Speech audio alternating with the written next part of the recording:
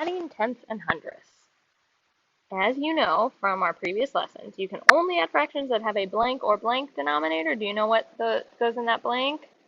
That's a like or a common denominator. That's our good math vocabulary. And that means the denominator is the same.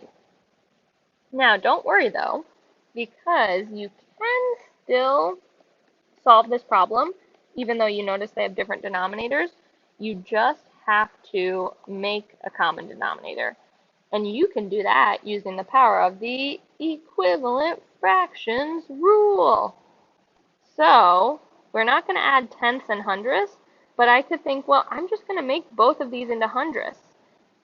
And I know that 2/10 is how many hundredths? You might be able to do this in your head, but if we use the equivalent fractions rule, we could think, well, 10 times 10 got me 100, so whatever I multiply by in the denominator, I also have to multiply by in the numerator. Whew. In the numerator, that's what the equivalent fractions rule says, so 2 times 10 would give me 20. And now we're in business. 20 hundredths plus 45 hundredths. Now we have that common denominator. No big deal. We're going to keep the denominator the same and add our numerators to get 65 hundredths. And here's a visual model, because you know how much I love those.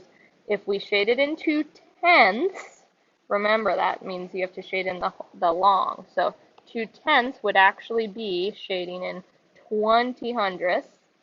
And if we shade it in 45 hundredths, you see that picture.